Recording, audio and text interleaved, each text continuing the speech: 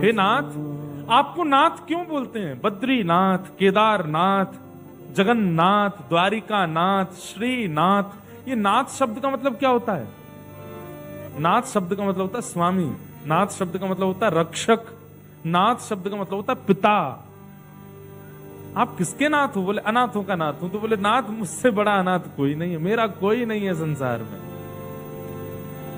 ठीक है, आप लोग जॉइंट फैमिली में रहते हो, सब हैं आपके, पर हमारी एक बात मानेंगे?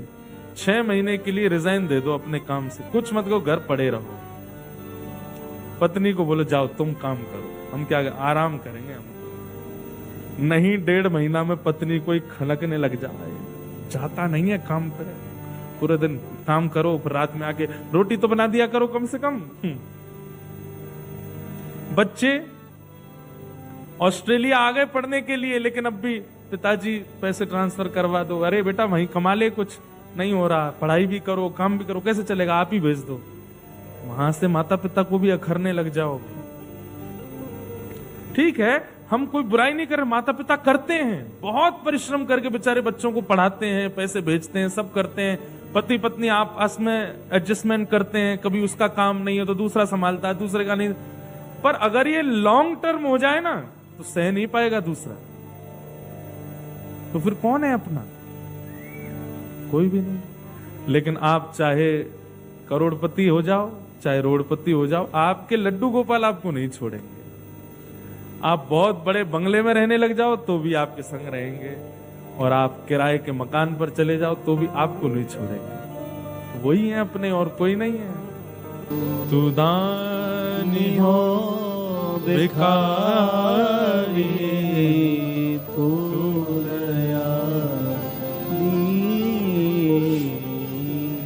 अपनी योग्यताओं पे कभी प्रश्न उठाइए, हम हैं योग्य। पर हमारी स्थिति कैसी है पता है?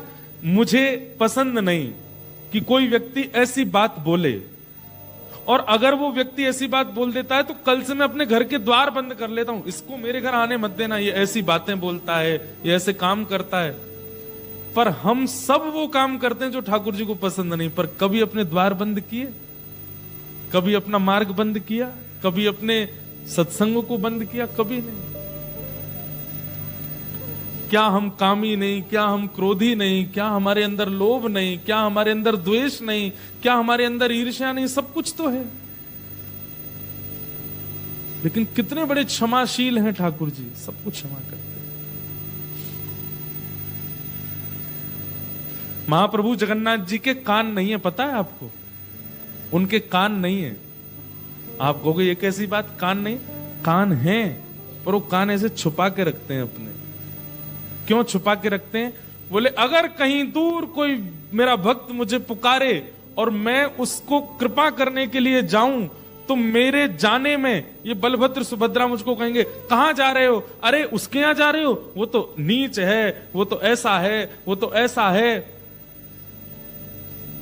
तो उस समय मैं दौड़ करके चला जाऊं, रुकूं ना, और उस भक्त पर कृपा करके जब लौट के आऊं तो ये दोनों मुझे बोलेंगे हमने तुझे रास्ते में बताया था कि वो ऐसा है ऐसा है, तूने सुना नहीं? तो जगन्नाथ जी बोले तो फिर मुझ पर ये बहाना होगा कि मेरे कान ही नहीं है, मैं सुन ही नहीं पाता।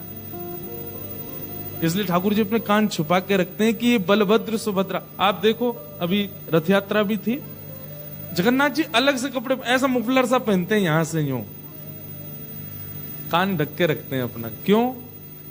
वो बलभद्र सुभद्रा जी के लिए, कि कहीं मैं किसी भक्त पर कृपा करने के लिए जाऊं तो ये मुझे टोके ना, और टोके तो बाद में ये कहेंगे हमने बोला था कि उसके यहां नहीं जाओ, तुम सुनते नहीं हो। ठाकुर जी कान बंद थे मेरे, सुनाई नहीं दिया। तो सुभद्रा जी कहती अच्छा हमारी बात नहीं सुनाई दी और उसकी तेरे को इतनी दूर से सुनाई दे गई। बोले भक्त तो मेरे प्राण है ना, अंदर से इंट्यूशन आ जाता है मुझको, सुनना नहीं पड़ता उसके लिए, तो मेरे रोंगटे खड़े हो जाते हैं, मुझे पता चल जाता कौन कहां बुला रहा है। कितने बहाना ढूंढते हैं कृपा करने का, किन पर? जो कामी है, जो क्रोधी है, जो लोभी है, ईर्ष्यालु है, द्वेषी, सब कुछ तो है हमारे में। तू दयालु दीन, तू दानी हो भिखारी, तू दयालु दीन हो, तू दानी हो भिखारी। हूँ प्रसिद्ध पात की, तू पाप पुंज हारी। हो प्रसिद्ध पात की, तू पाप पुंज हारी। ब्रह्म तू है, जीव तू है, ठाकुर हूँ चेरो। ब्रह्म तू